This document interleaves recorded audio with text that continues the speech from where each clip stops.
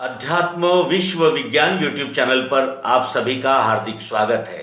मित्रों, आध्यात्मिक शंका समाधान के इस सत्र में कुछ प्रश्न प्राप्त हुए हैं जिसका हम यथामति निराकरण करने का प्रयास करेंगे। पहला प्रश्न था कि कुल, जाति और वर्ण के विषय में जो हमने एपिसोड प्रस्तुत किया, उस एपिसोड पर प्रतिक्रिया देते हुए श्री मिथिलेश जी कहते हैं कि ये बात आप गलत कह रहे हैं, ऐसा नहीं है।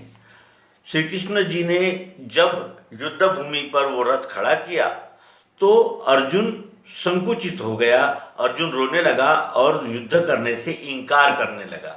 और उसके जो उसने कारण गिनाए, उसके वो कौन क्या कहता है, वो किन कारणों की वजह से इस युद्ध को टालना चाहता है अर्जुन, उसकी ओर देखें तो क्या दिखता है कि भीष्म पितामह, इन पर मैं शस्त्र नहीं चला सकता और मैं यहाँ रक्तपात नहीं करूँगा क्योंकि ये सब मेरे सगे हैं, अपने हैं, रिश्तेदार हैं।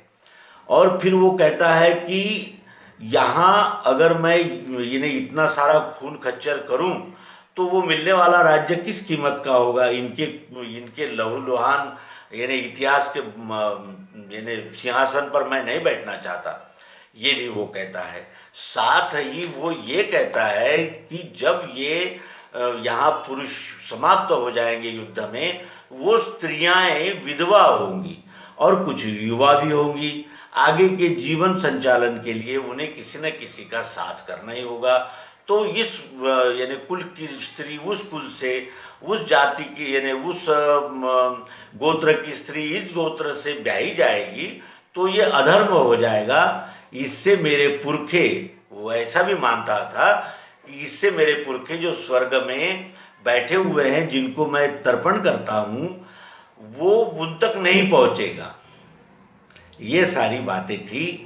और मूर्खतावश कहिए या स्वार्थवश हमने इन्हीं बातों को सत्य प्रतिपादित किया और आगे गीता पढ़ी ही नहीं, दूसरे अध्याय में जो कुछ भी संशयात्मक था उसी को सत्य मानकर अंगीकार कर लिया। और उसका परिणाम ये हो गया कि जो धर्म था उसकी ग्लानि हो गई और अधर्म का अभ्युत्थान हो गया। ये इसलिए हुआ कि जैसे कुल धर्म, जाति धर्म और इस प्रकार की जो अनंत विभक्तताएं हैं, तो इनको पोषित करने के लिए एक वर्ग भी कार्यरत रहा, क्योंकि उसका स्वार्थ इससे था। जो जातियों में जिनका स्वार्थ लगा हुआ था, उन्होंने जातिवाद को बढ़ावा दिया। जिन्होंने संप्रदायवाद में स्वार्थ ढूंढा, उन्होंने संप्रदायवाद को हवा दी। इस प्रकार उनके स्वार्थ रहने से उन्होंने मानव को, विश्व मानव को सत्य तक नहीं जाने दिया। और सत्य तक अवतार और सद्गुरु के बगैर कोई ले जा नहीं सकता। संत अवतारों की बातों को घूम घूम कर विभूतियाँ यहाँ वहाँ प्रचार करते हुए फैलाने के प्रयास करते हैं, लेकिन वो प्रयास कम हो जाते हैं, उनकी शक्ति क्षीण हो जाती है। क्योंकि जिधर बहुसंख्यक हवा जाती है उधर ही मनुष्य यानी समाज का मन ज़्यादा दौड़ता है। और कुल जाति के इसमें और फिर पारिवारिक उपचार, पारिवारिक औपचारिकताओं में यानी जिसे कहते हैं कि पुरोहित आदि लोगों ने अपना स्वार्थ ढूंढा और मनुष्य को संस्कृत में जो अत्यंत मौलिक ऐसा अध्यात्म विज्ञान बिखरा हुआ था, उसको जनमानस तक नहीं जाने दिया। क्योंकि उन्होंने भी अध्ययन करने की अपेक्षा पुंगा पंडिताई और यानी जिसे कहते हैं कि अपनी इस उपजीविका बना लेने से, यानी जिसे कहते हैं ईश्वर विषयक जितने भी उपक्रम है, यज्ञ, याग, तप, दान, जप, तप जो भी है, तीर्थ, व्रत, पूजा, इस प्रकार के जितने भी यानी विभाग थे, उन विभागों में उपजीविका ढूंढ ली। और उपजीविका ये सोचकर नहीं ढूंढी कि हमारी उपजीविका भी चले और हम सत्य ज्ञान भी बताएं, क्योंकि सत्य ज्ञान जब भी हम बताएंगे तब भी ये छोटी छोटी श्रृंखलाएं, ये जिसे कहते हैं बंधन, मर्यादाएं टूटेगी ही टूटेगी। क्योंकि सत्य सार्वभौमिक, सार्वकालिक सार्वत्रिक होता है, सत्य प्रायोगिक प्रत्यक्ष यथार्थ और साक्षात होता है। तो मित्रों, इतना कहने का आशय यही है कि हम उल्टा समझे। तपते हुए दिल के जख्मों पर बरसे भी तो अंगारों की तरह।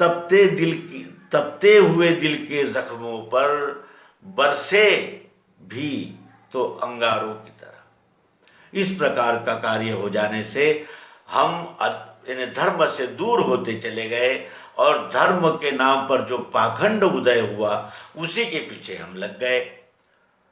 और इसका मुख्य परिणाम ये हुआ कि हम इतने आधुनिक हो गए कि न हम ईश्वर को जानना चाहते हैं, न धर्म को जानना चाहते हैं, न कर्तव्य को जानना चाहते हैं। हम अपने हर पर्व को और हर त्योहार को हम केवल उत्सव बनाकर मनाना चाहते हैं, हम न जानना चाहते हैं। और हमारी जो पुरातन ये जो परंपरा है, परंपरा प्राप्त ये जो धन है, इसको न हम किसी को लेने देते हैं न स्वयं लेते हैं। और इसके वजह से आज ये जो मानवीय उच्छृंखलताओं और अराजकताओं का जो ये प्रबल तांडव दिख रहा है कोरोना के रूप में, ये ही इसकी सबसे बड़ी गवाही है कि मनुष्य भौतिक दिशा में तो तेज चला, लेकिन आत्मिक दिशा में उसका चलना हुआ ही नहीं, बल्कि वो मनुष्य से जानवर बन गया। और ये इसीलिए हुआ है कि ये जो श्रीमद् भगवद गीता आदि ग्रंथों में छिपा हुआ ये अनमोल रत्न सत्य, ये जनता तक नहीं जाने देने से ही आज ये मानवता अनेक प्रकार के मत पंथ संप्रदाय, जात पात, ऊंच नीच, एससी ओबीसी, मूल निवासी, आदिवासी, ब्राह्मण, क्षत्रिय, ये सारा वर्ग संघर्ष भी उसी में समाहित हो गया और आज ये विकराल स्वरूप में सामने आ गया है। मित्रों, उनका प्रश्न था कि आप गलत बता रहे हैं, आइए देखें क्या गलत हो सकता है। और ये अभिमान भी हमें नहीं है कि हम गलत नहीं हो सकते, लेकिन जो श्रीमद् भगवद गीता को निष्पृह, निरपेक्ष और जिसे कहते हैं कि यानी श्रीमद् भगवद गीता के 12वें अध्याय में दिए हुए भक्ति योग के दृष्टि से देखेंगे, उन्हें हमारी बात की सत्यता अवश्य ही ध्यान में आएगी। ये विनम्र निवेदन भी साथ ही करते हैं। कहता है अर्जुन कि हमें तो दिखता हैगा पाप है कुल नाश में, उपाय सो न होने का क्यों न सोचे जनार्दन। कुल के नाश से डूबे कुल धर्म सनातन, धर्म का लोप होने से गया कुल अधर्म में। अधर्म स्थिर होने से होवे भ्रष्ट कुल स्त्रियां, तिनके दुष्ट कर्मों से होता है वर्ण संकर। संकरोत्पत्ति से जावे कुलग्न कुल नरक में, गिरेंगे पुरखा उनके जल पिंड क्रिया बिना। इसलिए युद्ध नहीं करना चाहता था, उसका एक कारण ये भी था। आइए क्रम से जानने का प्रयास करें। कुल के नाश से डूबे कुल धर्म सनातन। सनातन है ये कुल धर्म, हमारा जो भी कुल होता है ये सनातन है, ऐसा अर्जुन मान रहा था। कुल सनातन हो सकते हैं, कुल सनातन होते हैं। इस कुल की कन्या उस कुल में जाती है, और आजकल तो कुछ बात रही ही नहीं। आज तो ऐसी बात करना ही हास्यास्पद हो जाएगा। तो क्या वो कुल का अतिक्रमण कर लेने से मनुष्य अधर्मी हो जाता है? धर्म किसे कहते हैं? धर्म की व्याख्या क्या है? क्या ये सांप्रदाय धर्म हो सकते हैं? धर्म तो सार्वभौमिक होते हैं। अग्नि का धर्म जलाना है, सार्वभौमिक है, कहीं भी वो अपने स्वभाव को नहीं छोड़ती, और स्वभाव ही धर्म होता है।